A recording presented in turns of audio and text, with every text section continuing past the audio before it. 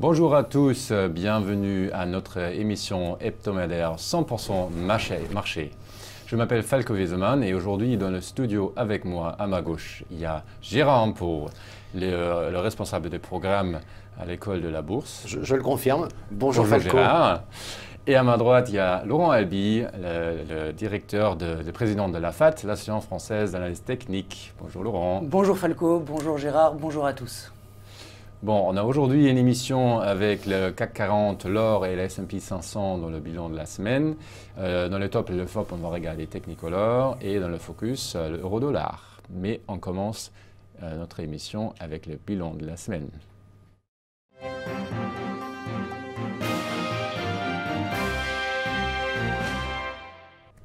Alors Gérard, qu'est-ce qu'il y a dans le bilan de la semaine ? Bien Falco, comme depuis quelques semaines déjà, un bilan très international, très géopolitique, avec toute une série d'élections, un référendum en Turquie qui semble mettre en place une démocrature, l'alliance de démocratie et de dictature, avec un président qui va cumuler toute une série de postes. Il va présider son conseil des ministres, il va présider son parti principal, il va présider la République, le pays. Donc c'est assez compliqué et en tous les cas, ça rebat les cartes vis-à-vis des relations avec l'Europe. Et puis en Syrie et en Corée du Nord, toujours des bruits de bottes absolument tragiques que nous avons pu suivre au cours de ces derniers jours, avec pour la Corée du Nord comme un air de guerre froide, avec un vice-président américain qui va se montrer sur la frontière pour affirmer une fois de plus la solidarité des États-Unis avec la Corée du Sud. Donc un environnement international un petit peu compliqué, au moins sur le plan géopolitique, et avec beaucoup d'incertitudes et des bruits de bottes de ci, de là. Bon, merci beaucoup Gérard. Donc on va regarder. Et puis en France, Gérard, avec des élections présidentielles quand même qui jettent aussi pas mal d'incertitudes sur les marchés. Voilà, alors comme je lis, comme tout le monde, les bons journaux, la présidentielle, l'écart se resserre, c'est bien entendu le titre des Échos de ce matin, et c'est effectivement un feuilleton qui continue et qui aura plusieurs épisodes, celui de ce week-end pour le premier tour, le 7 mai sur le second tour, mais n'oublions pas, si vous avez adoré les présidentielles ou beaucoup aimé les présidentielles, vous adorerez les législatives avec des incertitudes assez incroyables sur effectivement les deux tours des législatives qui suivront. Donc nous ne manquerons pas, mon cher Laurent, d'y revenir. Bon, avec toutes ces incertitudes, qu'est-ce qui fait le CAC 40, Laurent ? Eh bien, le CAC 40, Falco, il est incertain. Des opérateurs, vous vous en doutez, qui peinent à prendre des positions tranchées. Alors, on a quand même pas mal de choses à dire ce matin parce qu'il y avait un petit niveau de support sur le CAC 40. Je vais zoomer mon chart pour vous permettre de bien voir. Et vous voyez, il y avait cette consolidation, cette petite consolidation latérale au sein d'une tendance haussière qui s'était formée. Et puis ce matin, on a rompu ce niveau de support à 5050 points. On est largement en dessous maintenant. Donc on a visiblement un CAC 40 qui part en consolidation. Ceci dit, on ne va pas forcément vendre tout de suite le CAC 40. Pourquoi ? Parce qu'on a un S&P qui est toujours au-dessus d'un niveau de support important, on a un DAX qui est toujours au-dessus des 12 000 points, au-dessus d'un niveau de support important, et on a le Stoxx 600, qui est l'indice des valeurs européennes, suisses et Grande-Bretagne comprises, qui est lui aussi au-dessus d'un niveau de support. Donc on voit que le CAC est parti ce matin un petit peu précipitamment à la baisse, mais que ce n'est pas forcément un mouvement qui pour le moment est encore suivi. Alors regardez, si maintenant on regarde le CAC à proprement parler, on voit cette consolidation, on voit cette rupture. On a le prochain niveau de support qui est ici à 4929 points.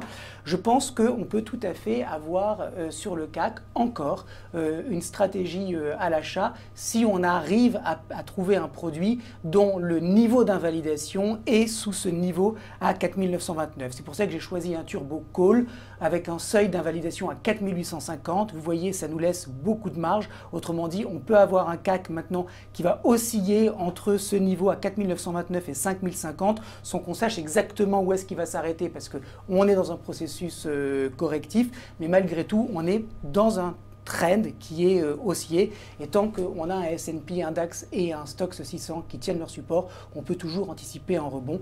Raison pour laquelle j'ai choisi donc un turbo call de code SW55B avec, comme je vous l'ai dit, une barrière désactivante très éloignée à 4850. Merci beaucoup Laurent. Donc, tu avais parlé du Turbo Call SW55B. Mais avant de parler de cette Turbo Call, je vous invite, comme les produits présentent un risque de perte en capital en cours de vie et aussi à l'échéance, je vous invite d'aller sur notre site internet www.petitebourse.bnpparibas.fr pour vous former à l'aide de vidéos et des brochures qu'on a sur notre site. Donc on revient sur notre Turbo Call sur le CAC 40 SW55B qui a une levier actuelle de 24,33, qui a un prix d'exercice et aussi une barrière désactivante de 4850 et une échéance du 15 septembre 2017. Et son prix de vente ce matin est de 1,54 € pour un CAC 40 à 5026,92 points. Bon, avec cette Turbo Call, on revient à la bilan de la semaine avec Gérard. Le deuxième point concerne les flux financiers qui ont tendance, dans ce climat d'incertitude politique en France, à se détourner des actions françaises et des obligations d'État français. C'est à partir du mois de novembre dernier, lors de l'élection de Trump, que les investisseurs étrangers ont commencé à réduire leur portefeuille déjà très investi en obligations d'État français. Et donc aujourd'hui, la Banque de France, qui agit aussi pour le compte de la Banque Centrale Européenne, a fait monter sa part de 5 à près de 14% des obligations d'État en circulation. Les institutionnels étrangers ayant revendu une partie de leurs obligations se sont réorientés partiellement vers les obligations privées, d'émetteurs privés, français ou internationaux.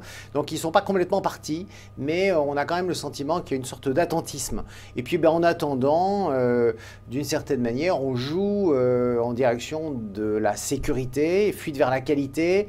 Une fois de plus, on achète des obligations de l'État allemand et on voit en tout état de cause ce qu'on appelle le spread, c'est-à-dire la marge que doit consentir l'État français pour emprunter sur 10 ans par rapport à l'État allemand. C'est retendu à un niveau de l'ordre de 70 à 80 points de base, 0,70, 0,80%, alors qu'en moyenne, on est plutôt proche de 0,30, 0,40, mais en période de très fortes incertitudes, on se remémore ici la crise de la zone euro, on monte jusqu'à 300 points de base, c'est-à-dire 3% de différence. Donc, pour le moment, une certaine nervosité qui se voit au niveau de ce spread et avec donc finalement une fuite vers la qualité, vers les obligations de l'État allemand ou vers le franc suisse ou vers le yen, ce qui sont aussi d'autres actifs dits de qualité vers lesquels les investisseurs, lorsqu'ils éprouvent quelques craintes, se tournent. Donc voilà, incertitude, crainte, fuite vers la qualité, vraiment des choses pas tout à fait agréables en ce moment et des marchés qui ne savent plus très bien sur quel pied danser. Merci beaucoup Gérard. Donc dans ce contexte, on va regarder avec Laurent l'or. Effectivement, l'or qui bénéficie un petit peu de ce climat d'incertitude. Alors rappelez-vous, la semaine dernière, nous avions proposé ensemble un produit qui correspondait donc à une stratégie d'achat, produit qui s'est bien apprécié. Là, on est un petit peu suracheté. Alors, on peut avoir un petit repli sur l'or qui ferait que si on revenait vers 1260, 1255, ce serait peut-être une opportunité pour repasser acheteur. Pour le moment, vous le voyez, après avoir bien progressé en fin de semaine dernière, on assiste à la formation de bougies dont les corps sont petits, autrement dit des cours d'ouverture très proches des cours de clôture, des opérateurs qui hésitent à prolonger dans l'immédiat donc ce mouvement haussier. Et si on casse ce premier niveau de support à 1281, alors on peut avoir une correction sur les cours de l'once d'or qui ramènerait les prix vers 1260. Vous le voyez, par ailleurs, on est sur un trend qui est haussier depuis le début de l'année sur l'or. Donc une proposition de trade contrarien, vous l'avez compris, sur un repli sur l'or. Alors il faut quand même attendre d'avoir cette rupture de support ici à 1281 parce que sinon le risque c'est d'acheter un put et puis de voir le prix continuer de monter, ce qui ferait que le prix du put augmenterait, ce qui serait dommage. Donc, stratégie baissière sur l'or, sur un mouvement un petit peu suracheté, si et seulement si on casse le support à 1281. Si ça se passe, alors on peut acheter donc un varant put Falco de code TF61B. Merci beaucoup Laurent. Donc il s'agit du varant put TF61B sur l'or qui a actuellement un levier de 11,16 qui a une échéance du 15 septembre 2017 aussi, un prix d'exercice de 1250 $. Et voilà, son prix de vente ce matin, c'est de 40 centimes pour un prix d'or de 1284,64 $. Donc, avec cette varant put sur l'or, on retourne chez Gérard, avec Gérard dans le bilan de la semaine. Troisième part. Troisième partie, heureusement, Falco, Laurent, le fond est bon, l'économie va bien, l'économie mondiale au sens le plus large possible, qu'on évoque ici la zone euro avec ses perspectives d'indicateurs industriels, directeur d'achat bien orienté, qu'on évoque la Chine, dont on a appris, bien sûr, ce sont des statistiques officielles, donc il faut les prendre toujours avec beaucoup de précautions, que la croissance économique en annualisé au premier trimestre 2017 ressortait à peine inférieure à 7%, tenu grâce aux investissements réalisés dans l'immobilier, le BTP, et puis aussi l'économie américaine, qui, bien sûr, est surveillée de très près par l'administration Trump, qui a déclaré ces derniers temps que le dollar était trop fort, mais qu'il y avait aussi nécessité de maintenir des taux bas et qu'il était prêt à regarder avec beaucoup de faveur l'éventuel deuxième mandat pour Janet Yellen, dont il disait beaucoup de mal pendant la campagne électorale. Donc finalement, souvent Trump varie. Et ça nous permet aujourd'hui de nous dire qu'une fois de plus, l'économie américaine devrait bénéficier de l'intérêt, de l'attention de la banque, de la Fédérale Réserve et de l'administration américaine qui pourrait peut-être réussir à s'entendre, ce qui serait plutôt une bonne nouvelle pour l'économie américaine. Bon, merci beaucoup Gérard. Donc qu'est-ce qui fait le S&P 500, Laurent? Alors, le S&P 500, cette semaine, Falco, il montre des signes de vie, dans le sens où vous le voyez depuis le début du mois de mars, on est dans une consolidation baissière. On est allé rejoindre un niveau de support ici important à 2322, niveau qui avait été testé durant le mois de mars. Et puis donc hier, première journée de la semaine, les marchés étaient ouverts aux États-Unis. On a effectivement des acheteurs qui se sont présentés, puisque ce niveau de support, comme je vous le disais en début d'émission, a été préservé. Un S&P qui est en correction, mais une correction qui reste contenue, avec un niveau de support qui est validé. Puis vous le voyez hier, une bougie qui a clôturé très au-dessus de la bougie précédente, au-dessus de la mèche. Autrement dit, un gap intraday avec pas de mèche haute sur la bougie d'hier. Autrement dit, des cours de clôture au plus haut de la journée. Un S&P qui bataille pour conserver ce niveau à 2322. Et par conséquent, on pourrait tout à fait avoir une consolidation latérale sur le S&P si ce niveau de support est effectivement préservé, avec un retour sur les 2400 points. Donc en synthèse sur le S&P, une correction de court terme qui est à l'œuvre, mais qui pourrait être achevée avec ce niveau de support qui vient d'être validé et un retour donc sur la résistance du trading range. C'est pour cette raison que je garde une stratégie d'achat sur le S&P à court terme avec un varant call de code SI58B. Merci beaucoup Laurent. Donc c'est le varant call, c'est le S&P 500 SI58B qui a aussi une échéance du 15 septembre 2017, qui a actuellement un levier de 18,35. Son prix d'exercice est à 2450 et son prix de vente ce matin de 30 centimes pour un S&P de 2345,64. Donc voilà, avec cette varant call sur le S&P 500, on tourne vers notre prochaine rubrique, les tops et les flops.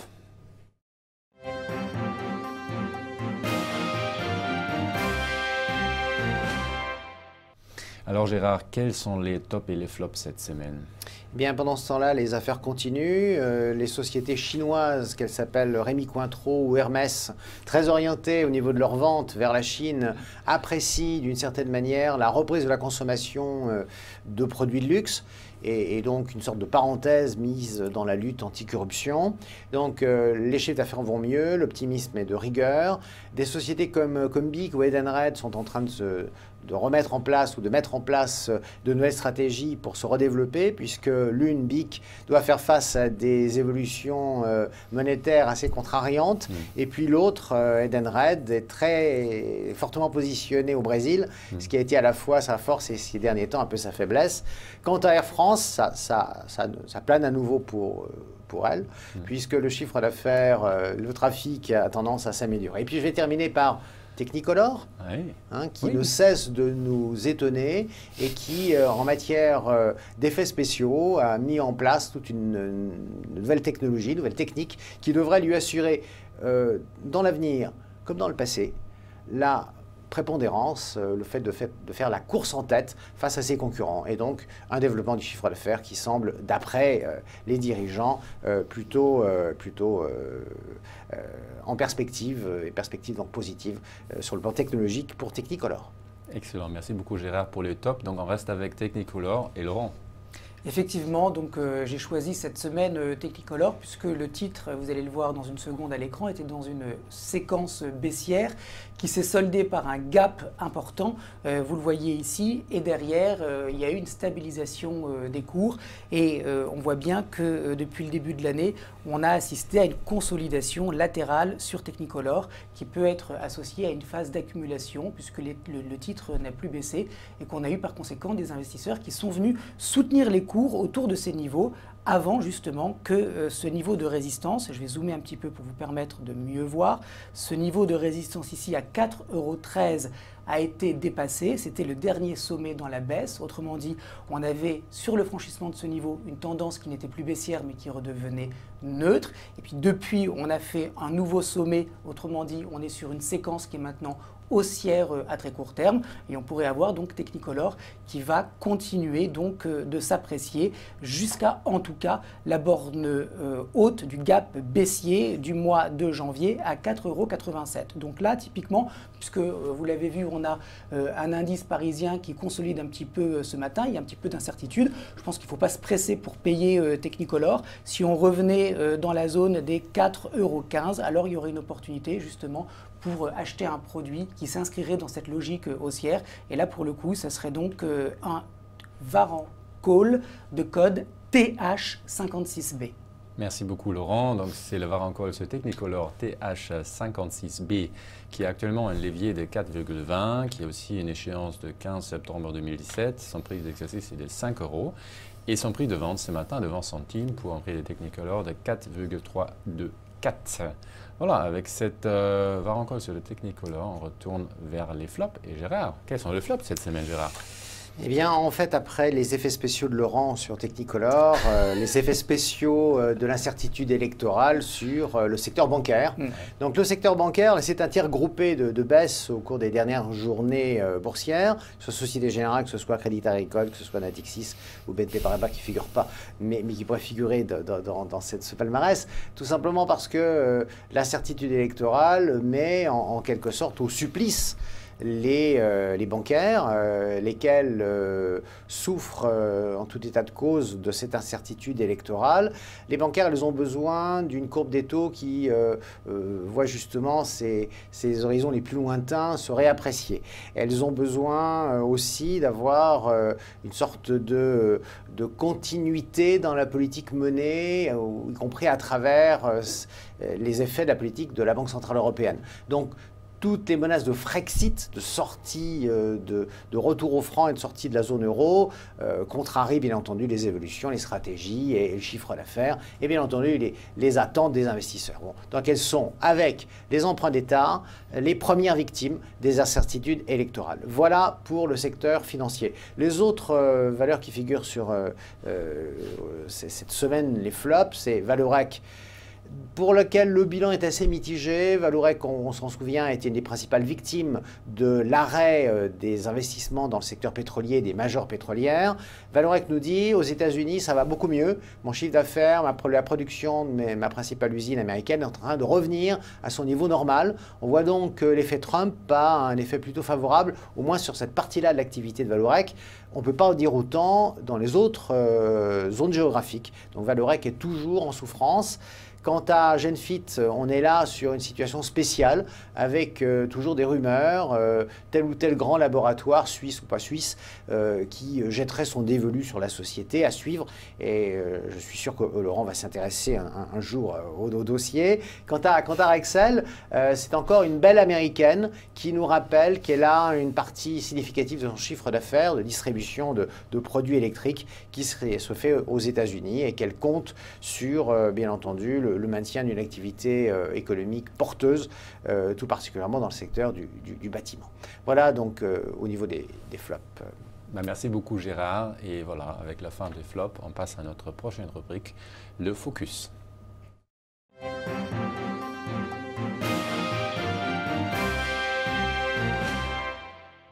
Alors, retour chez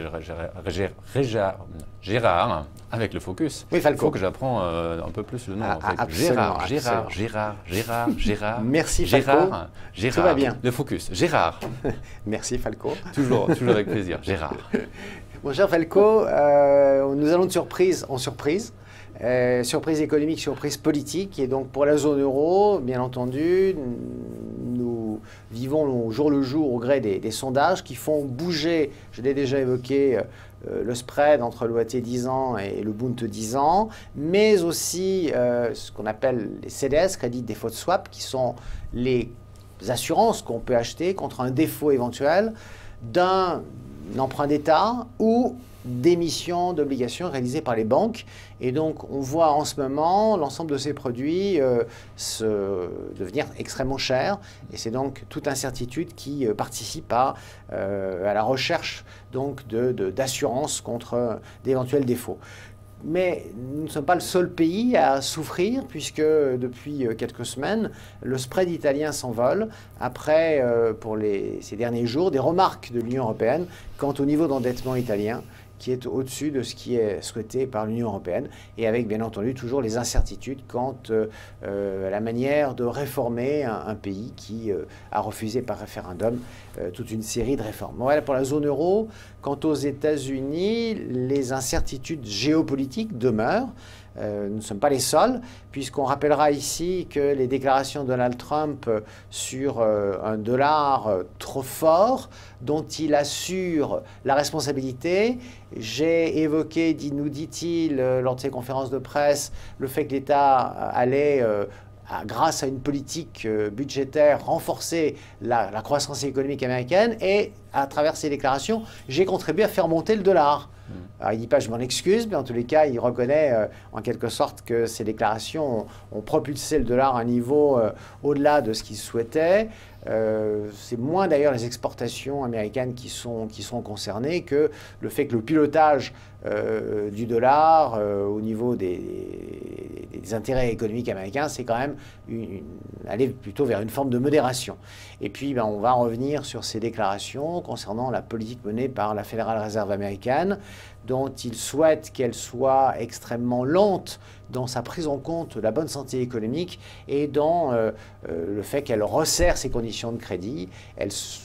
L'administration Trump souhaite que ce resserrement, cette hausse des taux soit la plus lente et la plus graduelle possible. En ce sens, je pense qu'il y a matière à dialoguer avec la Fed aujourd'hui sur de nouvelles bases avec une administration Trump qui est en train de prendre ses marques sur le plan international, on l'a vu, mais aussi sur le plan économique. Donc, plutôt du mieux au niveau de ces incertitudes, avec un président Trump qui a l'air de vouloir s'acheter une conduite, qui tweetera moins, je pense, sur le niveau du dollar et sur la politique menée par la Federal Reserve. Mais voilà, toujours quelques incertitudes et le besoin de voir cette administration Trump engager un dialogue plus fécond, plus porteur avec la Federal Reserve. C'est ce qu'on attend finalement dans les jours ou les semaines qui viennent. Des manifestations d'une meilleure entente. Bon, merci beaucoup Gérard. Et on va regarder l'euro-dollar avec Laurent. Oui, Falco, alors un euro-dollar qui reste toujours extrêmement indécis. Vous allez voir donc le graphique à l'écran. Dans un premier temps, il y avait une tendance qui était baissière, vous la voyez ici, jusqu'au moment où vous le voyez, cette ligne de résistance baissière a été dépassée avec des cours donc, qui sont sortis de ce trend et qui maintenant consolident, vous le voyez ici, de manière latérale. Donc l'euro-dollar, il est confiné, j'ai envie de dire, dans un intervalle compris entre 1,05 et 1,09. Et vous le voyez, il y avait eu une baisse. Alors, vous avez bien compris que cet intervalle de l'euro-dollar équivaut à une consolidation identique sur le dollar index face à l'ensemble des autres devises. Il y a cette incertitude dont Gérard parlait sur l'évolution pour les prochaines semaines du dollar, avec donc la position de la Réserve fédérale et son entente avec Donald Trump. Beaucoup de sujets, un gros sujet pour les prochains mois. Et donc, on a cet euro-dollar qui n'a pas rejoint cette zone de support importante. Vous le voyez ici, à 1,05. Il s'est arrêté avant. Et comme c'est une consolidation, rien ne dit qu'on va effectivement retourner sur le support après être allé sur la résistance. Donc, pour le moment, euro-dollar, on est en train de dériver latéralement. Il pourrait y avoir malgré tout un rebond de l'euro annoncé par ce retournement sur la stochastique. En revanche, il faut attendre le dépassement de 1,0690 pour avoir une confirmation d'un courant acheteur qui se développerait à court terme sur l'euro face au dollar et qui pourrait faire que la devise européenne rejoindrait la résistance à 1,0860. Donc, beaucoup d'indécisions sur la paire euro-dollar. On attend un franchissement pour pouvoir être acheteur. Ce franchissement, il vient, vous le voyez, sur le dépassement de cette résistance. Et si ça se passe, alors effectivement, on peut avoir une stratégie haussière en achetant donc un warrant call de code SJ99B. Merci beaucoup Laurent. Donc c'est la warrant call, c'est l'euro-dollar SJ99B qui est actuellement un levier de 22,87 à une échéance de 15 septembre 2017. Le prix d'exercice est 1,09 et son prix de vente ce matin, 1,91 € pour un euro-dollar à 1,0649. Voilà, avec cette warrant call sur l'euro-dollar, on passe à notre prochaine rubrique à ne pas manquer.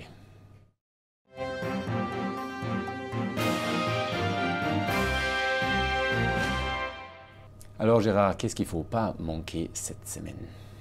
Bien, mon cher Falco, les banques centrales vont faire comme toi dans la semaine qui vient, à part la Fédérale Réserve qui va délivrer son livre beige. Les autres sont partis en vacances ou vont partir en vacances, comme tu l'as fait la semaine dernière, Falco, dans la mesure où le livre belge est quand même un élément extrêmement structurant qui nous permet de voir où en sont les différentes banques fédérales avec le niveau de croissance économique, avec les créations d'emplois, avec les difficultés, avec les créations ou les destructions d'emplois, comme je l'indiquais. C'est une sorte de carte du tendre américaine qui nous permet de juger les rapports de force entre les différentes zones.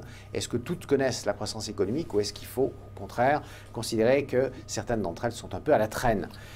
Sinon, le reste de la semaine, Falco, sera une semaine américaine, puisque les soldes statistiques un peu importantes qui devraient nous parvenir ont trait à l'économie américaine, que ce soit l'indice de l'Empire State et de la Fed de New York, que ce soit les permis de construire et les mises en chantier, donc où on est l'immobilier neuf ou ancien américain, surtout neuf, le stock de pétrole et puis l'indice de la Conference Board, niveau de confiance des consommateurs, indice de la Conference Board qui est bien entendu extrêmement complémentaire de l'indice du Michigan. L'indice du Michigan, c'est plutôt lié à la consommation des ménages. Quant à l'indice de la Conference Board, il est plutôt lié, lui, aux créations d'emplois. C'est donc un indicateur ou un indice un petit peu retardé. Bon, mais tout de même précieux. Voilà Falco, ce qu'il fallait savoir. Excellent, merci beaucoup Gérard. Donc on est déjà au fin de notre émission. Donc je vous donne rendez-vous pour ce jeudi 20 avril 17 h pour le webinaire Revenu technique des marchés avec Laurent Albi cette semaine 17h le jeudi. Et évidemment, mardi prochain, le 25 avril à midi, la prochaine émission 100% marché. Donc, merci beaucoup d'avoir été avec nous. Merci beaucoup, Gérard. Merci, Falco. Merci beaucoup, Laurent. Merci, Falco. D'avoir Merci, été avec Gérard. nous dans le studio. Et je vous dis merci d'avoir été avec nous. Et à la semaine prochaine et à cette semaine. Au revoir.